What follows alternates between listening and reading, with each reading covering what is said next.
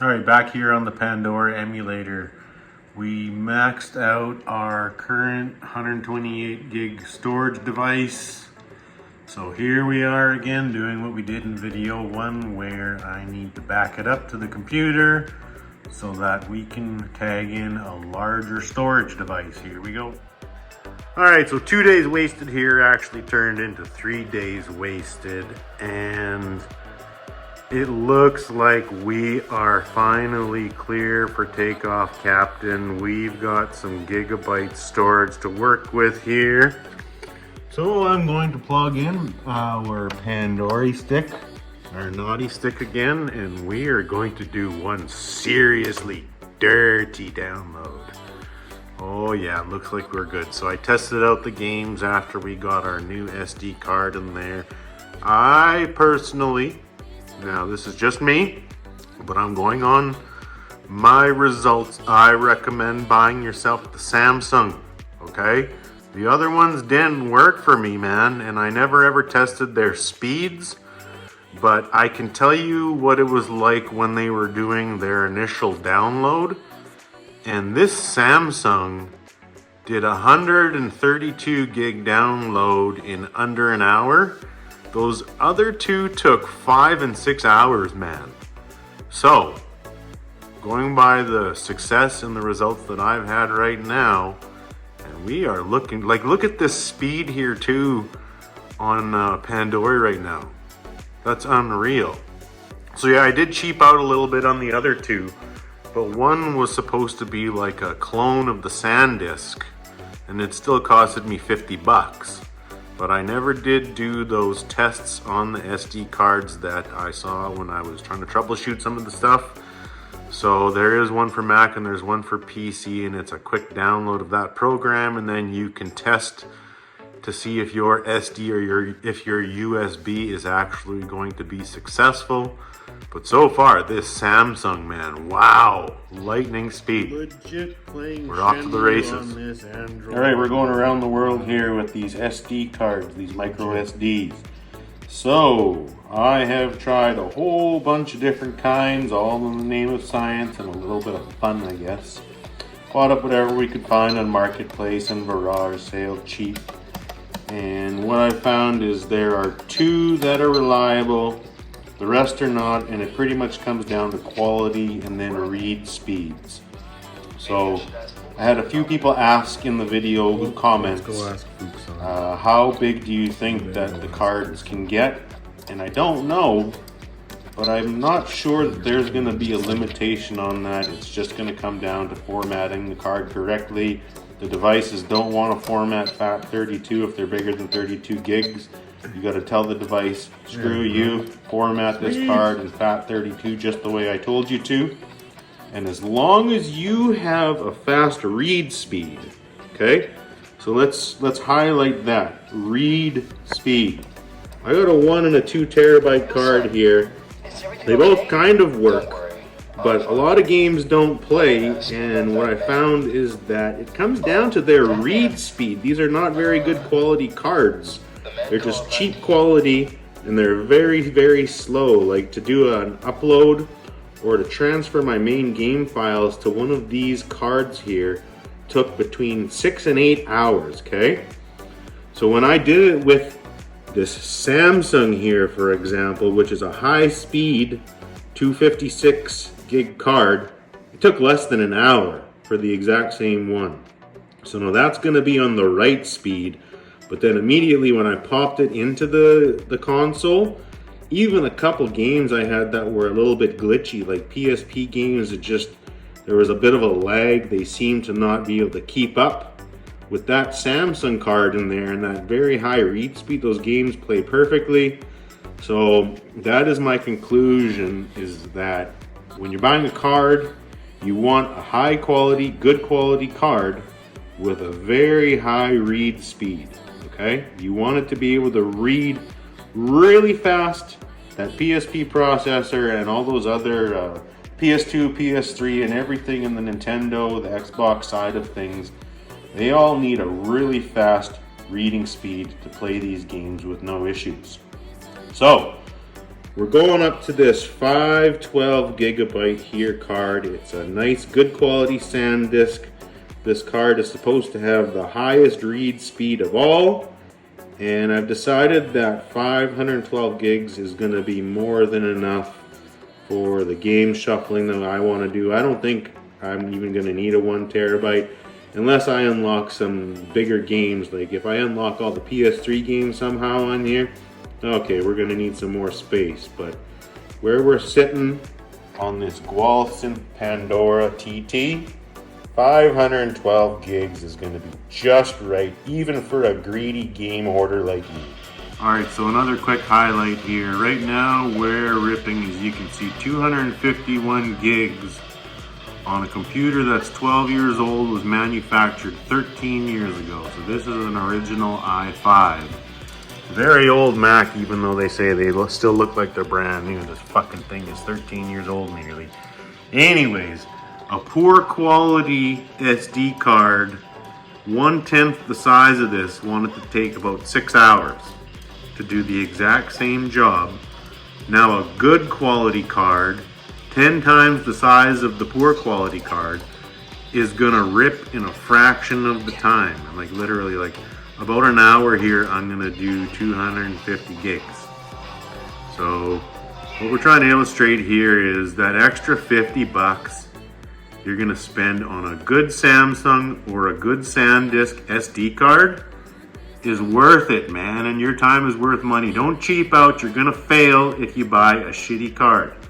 A poor quality SD card with a low read speed and a low write speed is not going to do the job, and they can hardly play games. You're gonna only be playing old arcade games that run kilobytes. You're not gonna be able to do any crazy megabytes or any crazy gigabytes.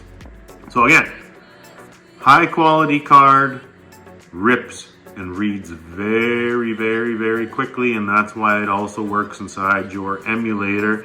These games in the game processor they have a very high data rate, and you need this thing to be reading the game as quickly as possible. You might even have an advantage.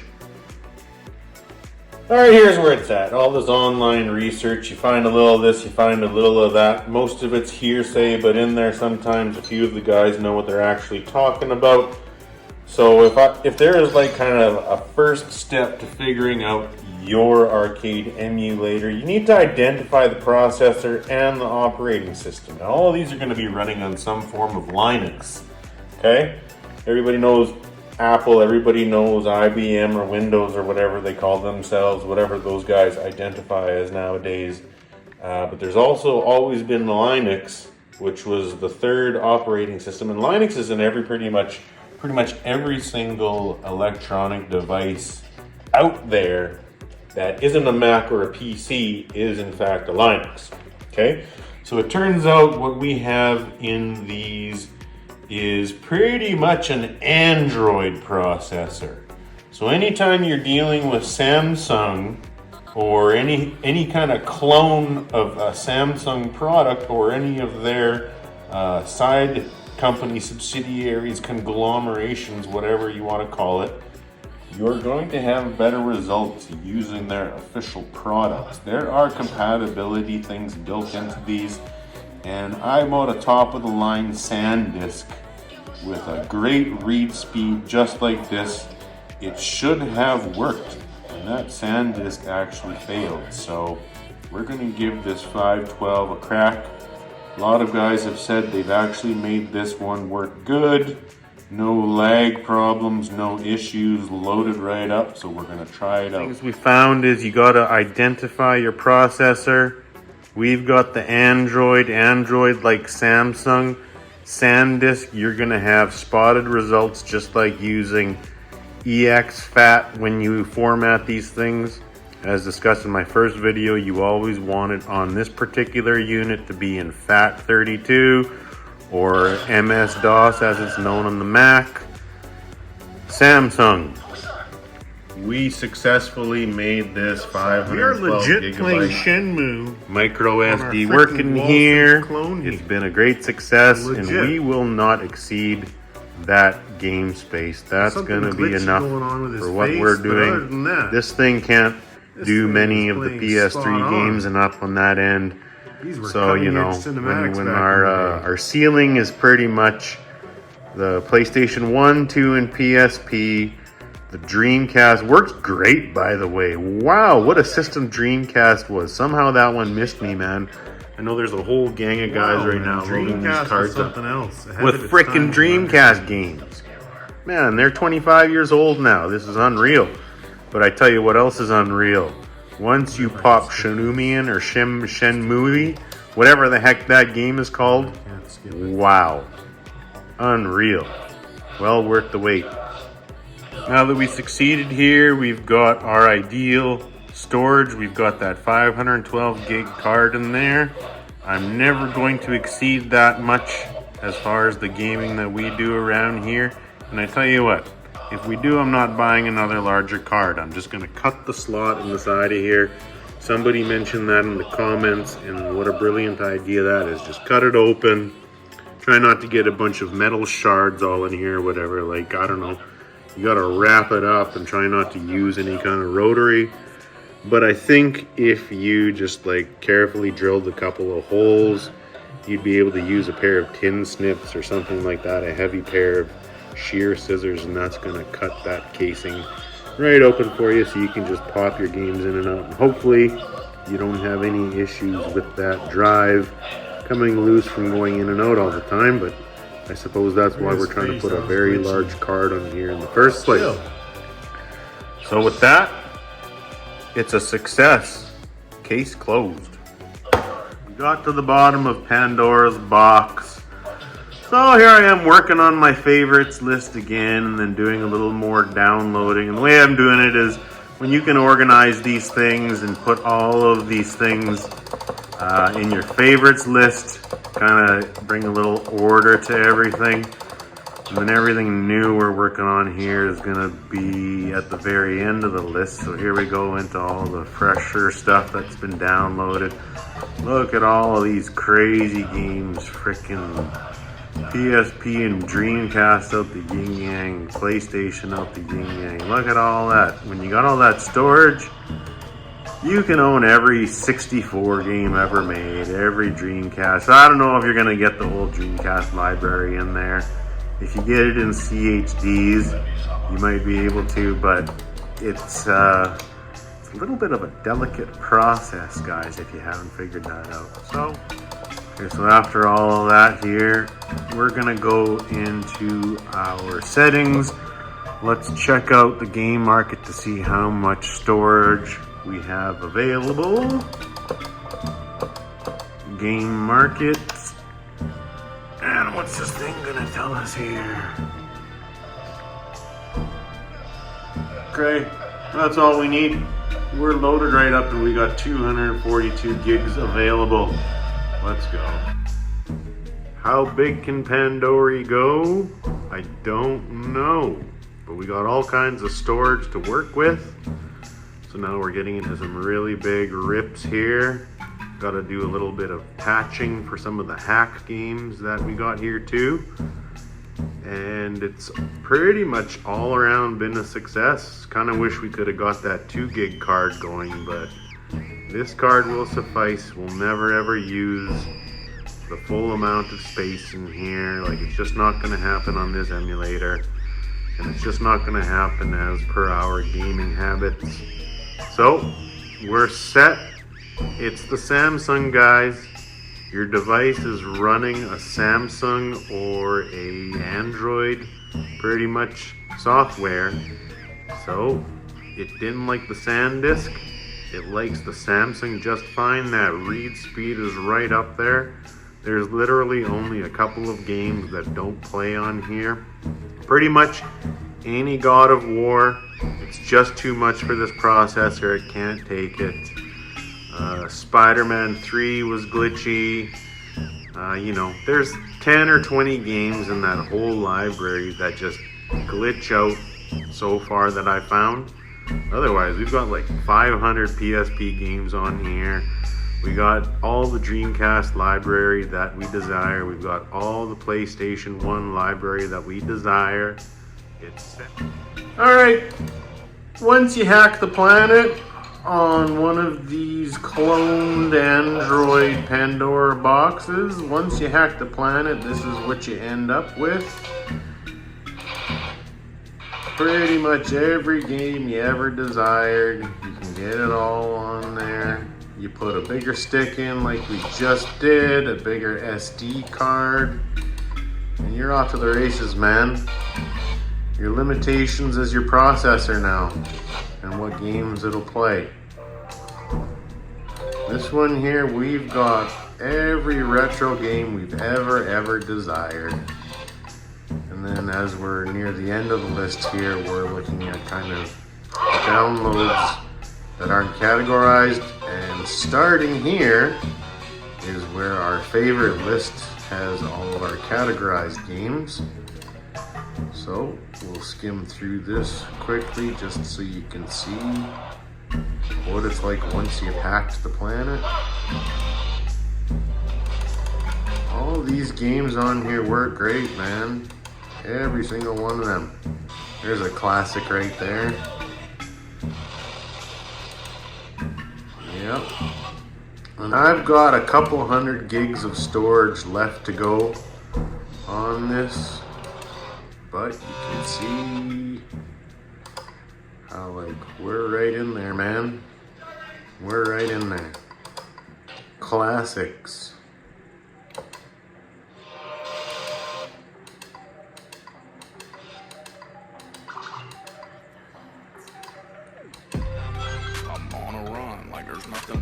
Pretty much every game you ever desired to own, you can, provided your processor will play it. I should note too that most of these games have all been legally purchased. Looking more into the rules of this, the laws of things, the copywriting and whatever.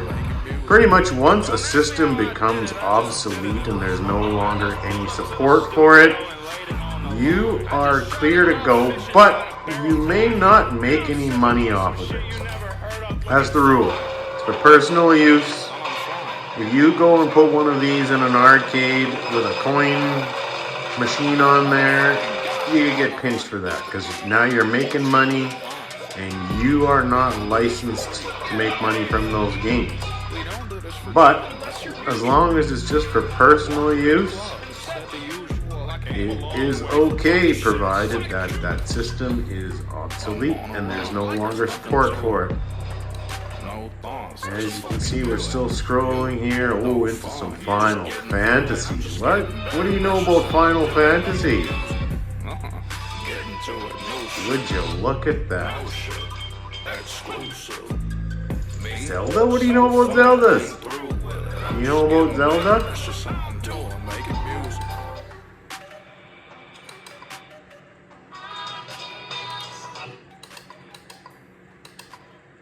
Yep.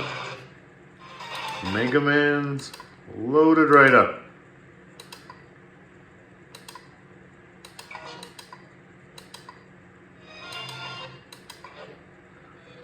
What you know about Mario? Sorry, Mario.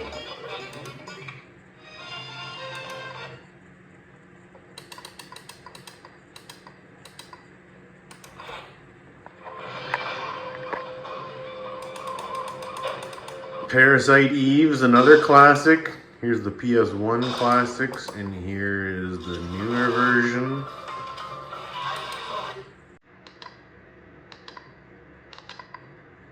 Yep.